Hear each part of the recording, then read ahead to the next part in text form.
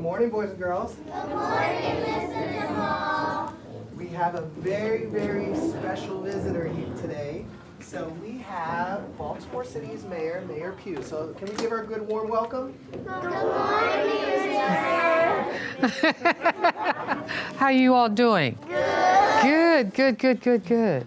So she's here to read to you guys today. I know a lot of you are involved in the Reading Partners program, and we're really excited with what we're seeing. So she has come here to join us today, and will be sharing a story with you as part of our celebration for Black History Month, and as part of our work together to make sure that we're spending time and doing the hard work of reading every day.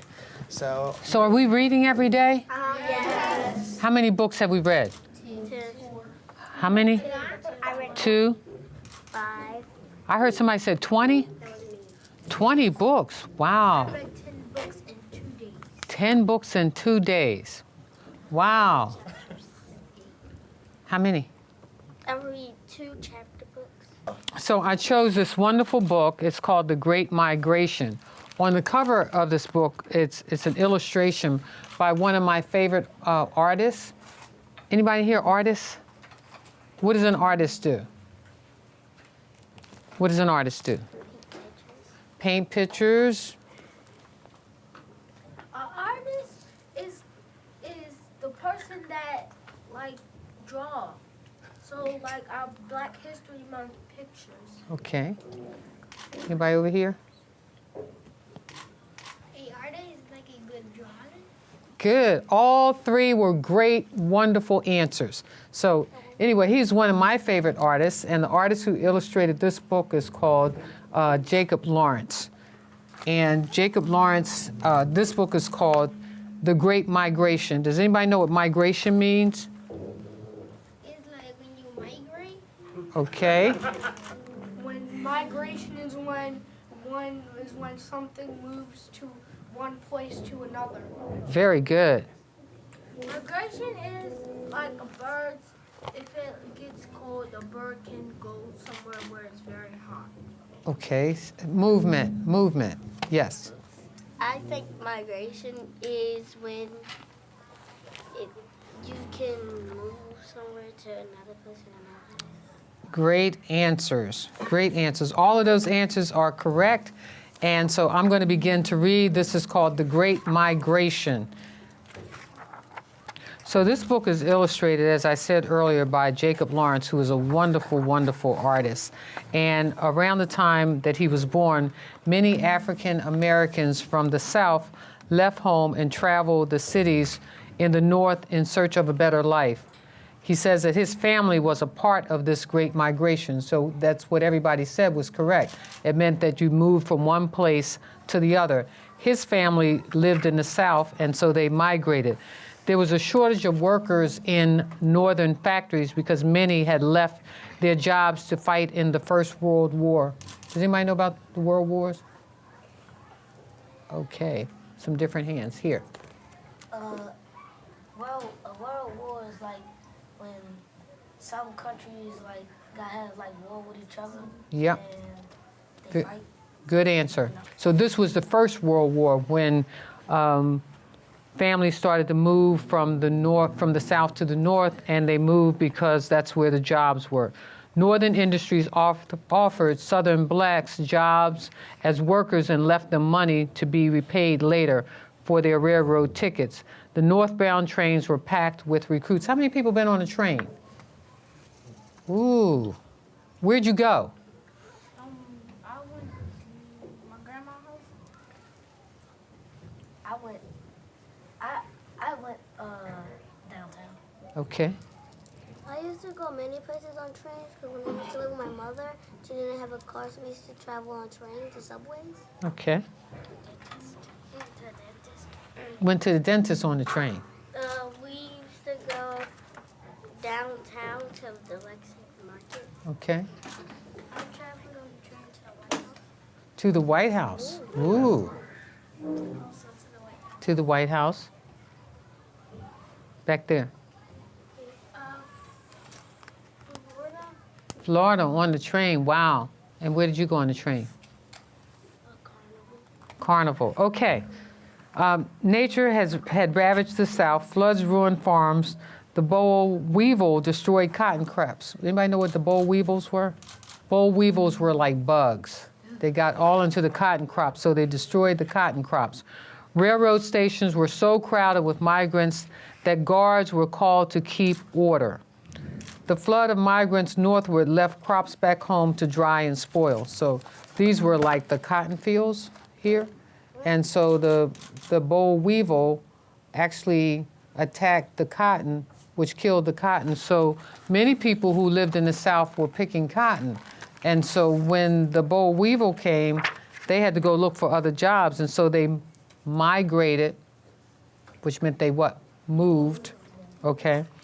And segregation divided the South. Does anybody know what segregation means? Segregation? Segregation means when people are apart. Good answer, good answer. So, the black newspaper told of better housing and jobs in the North, which is why so many families decided that they would move to the North. So they migrated, moved, and they caught trains, and they went to the North. Families often gathered to discuss whether to go north or to stay south. The promise of better housing in the North could not be ignored. So many migrants arrived in Chicago. That's one of the pictures that Jacob Lawrence drew. Oh, very nice. Isn't it beautiful? It's beautiful. Beautiful. Beautiful. So they went to Chicago. So they didn't just come north, they went northwest, Chicago and other cities, and labored in the steel mills and on the railroads. They just kept coming. See the people coming from the South, they moving from the South, moving to. So these are Jacob Lawrence's pictures, okay? These are the paintings he drew as an artist. Southern landowners, stripped of cheap labor, tried to stop the migration by, guess what they did? Jailed people, came up with labor agreements. Black and white Southern leaders met to discuss ways to improve conditions to stop the flow of workers to the North. Although life in the North was better, it was not ideal. Many migrants moved to Pittsburgh, which was a great industrial center at that time. So that's a picture of them moving to the North. Although they were promised better housing in the North, some families were forced to live in overcrowded and unhealthy quarters. Nobody wants to live in unhealthy quarters, right? No. Long-time African-American residents lived in the North did not welcome the newcomers from the South and often treated them with disdain. What does disdain mean? What does disdain mean? I think disdain means they was treated rudely. Very good. That's a good, you have another definition? What? I think it means they was treating them unfair. Unfair is a good word.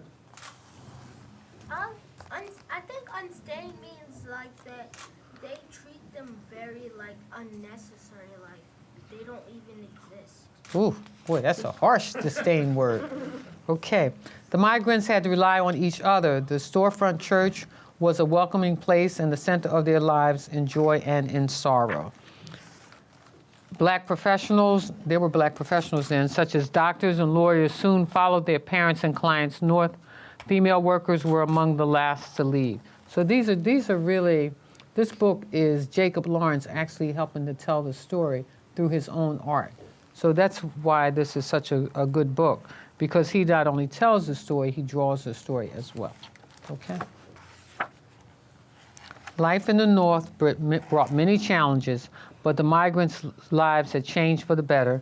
The children were able to go to school, and their parents gained their freedom to vote. How many people know if their parents vote? Okay, how many people go, how many of you all go with your parents when they do vote? Okay, that's a good thing, okay? And how many people know it's important to be free? So when you, migration means what? To move from one place What does immigrate mean?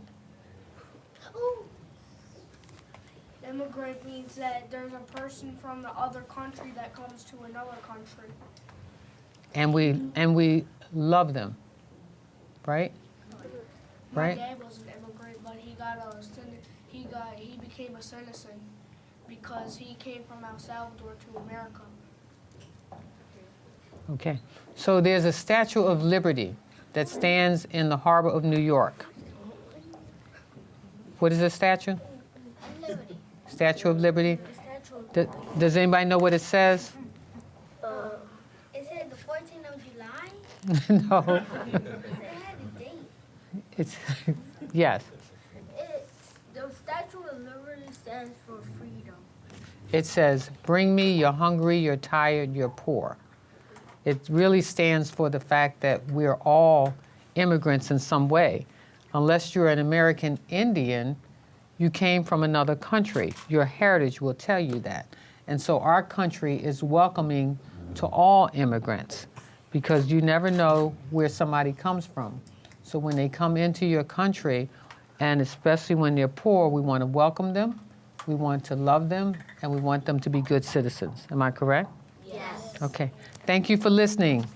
So hopefully you'll get a chance to read the book as well. There is a story about Jacob Lawrence who tried to tell his life story through art. And does anybody have any questions? Ooh, boy, a lot of questions here. Okay, so let's start right here. What college did you go to? Morgan State University. You're going to Morgan State University? My dad went to Morgan You shouldn't do that. State.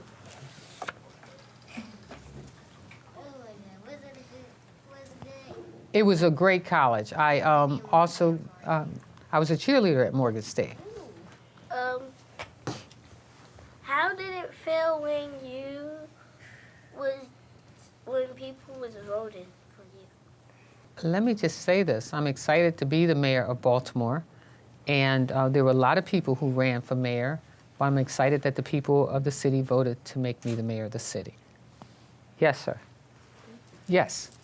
What was your plan for Baltimore when you became mayor? To make sure that when you grow up, you have a great life in Baltimore, that you'll want to stay here, that we reduce crime, that we create great communities, and we invest in everybody across our city. And we realize that when we lift the least, we lift all of us. Yes, sir. How did you feel when all the stuff, like the shootings and stuff? How did you want to make it better? So he asked a question around a lot of the shootings in our city. So what that says to me is that we have people in our city that don't value life, and we need everybody to value life because we want everybody to feel safe when they walk through their neighborhoods and their communities. And so we've held meetings to have a conversation with people in our neighborhoods because we have to ask the question, you know, how do we get involved in helping to solve the problem? So I would like to see us have safety patrols in our schools so our young people understand the importance of being safe and being in productive environments. I want to have meetings in our communities and neighborhoods so that people understand the value of life. And we know that police are really there to protect and serve, but we want our police to respect our communities and our communities to respect our police. Okay, I'm going to take two more questions. Let me see, a question back here because I haven't heard from you. And let me see, somebody I haven't heard from right here. Okay, go ahead. What did you think of saving the world? Saving the world? The people's lives in Baltimore. Well, I'm focused on saving the lives of everybody in Baltimore, but more importantly, it's not just about, it's about saving lives, it's about having great schools, it's about having opportunities for people to go to work every day. Yes, right here. How was it? Have you ever met Barack Obama, and how did it feel when you met him? I have met President Barack Obama, and it felt great. I've also met his wife, and that felt wonderful. Had an opportunity to sit down and have a conversation with her and him, so it was a wonderful feeling. And how many people have this book? Okay, so in your packets today, you'll get a copy of my book, Healthy Holly, which is one of the books that I created for children to help them have healthy living styles. How many people eat good? Not too much candy. Not too much I candy. eat more fruit than candy. More fruit than candy. How many people eat vegetables? I do sometimes, but I don't. I just eat broccoli. What's your favorite vegetable? Ooh, Corn. Corn. broccoli. Carrots. Carrots make you pretty. Celery. Celery. Celery too. Carrots. Carrots make you pretty. Corn. Corn. Lettuce. Lettuce. And cabbage. And cabbage. I'm glad you added that cabbage. Mixed vegetables. Mixed vegetable. I like the spinach. Spinach makes you strong. Cauliflower. Cauliflower. That's a different vegetable. Broccoli. Broccoli's good. Tomatoes. Tomato is a fruit.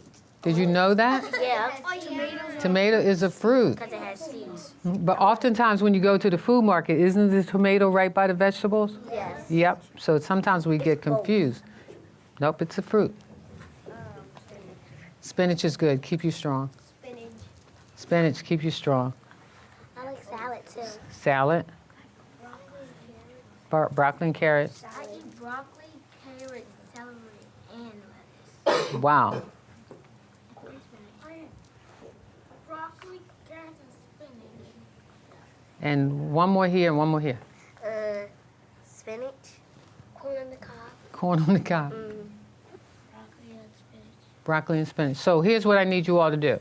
I need you to eat healthy, fruits and vegetables, and I also need you to exercise.